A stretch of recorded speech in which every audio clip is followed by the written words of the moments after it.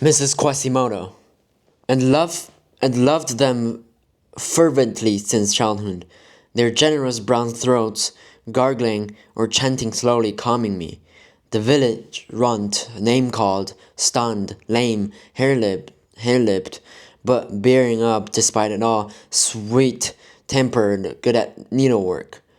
An ugly cliché in a field, pressing dark leaves to her fat, stung calves and listening to the five cool, cool bells of the evensong.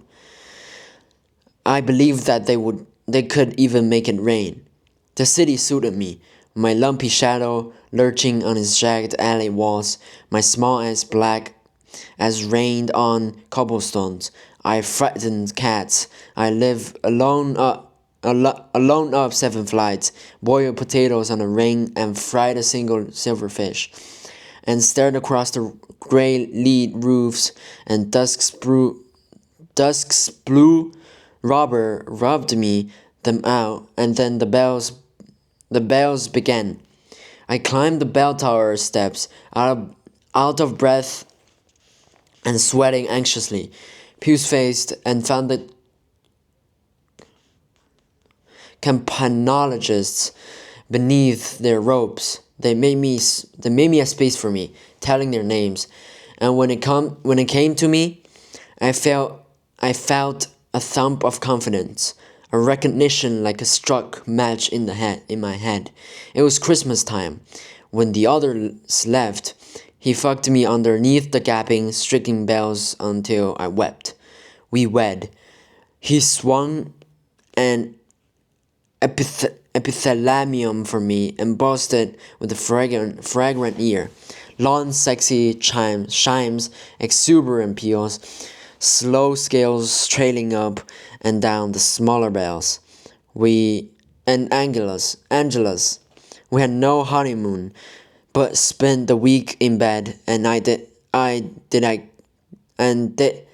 I kiss each part of him, the horseshoe mouth, the tetrahedron nose, that squint left eye, that right eye with its pirate wart, the salty leather of that pig's hide throat, and give his cock a private name or not.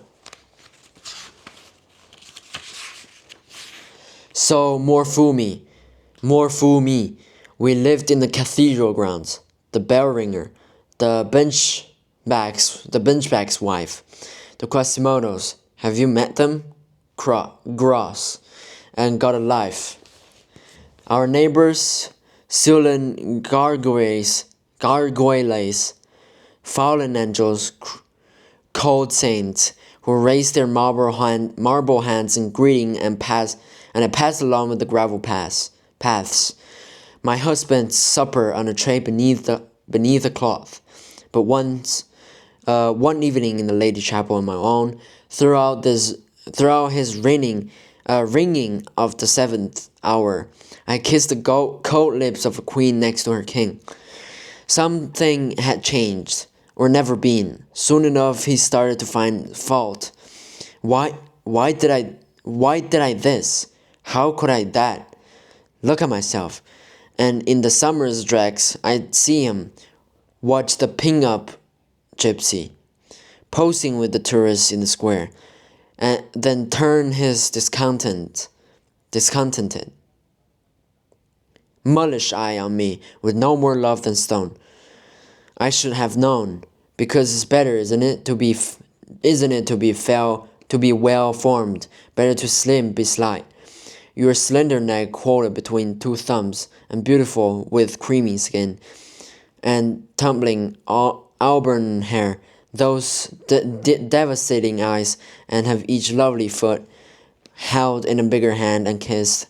Then he watched till morning as you sleep, so perfect, vulnerable, and young you heard his blood, and giving sanctuary, but not betrayed, not driven to an ecstasy of loathing yourself, banging your ugly head against the wall, gaping in the mirror at your heavy dugs, your thigh of lard, your mottled upper arms, thumping your belly, look at it, your wumbling gut, You pig, you stupid cow, you fucking buffalo, abortion, cripple, spastic, Mongol, ape.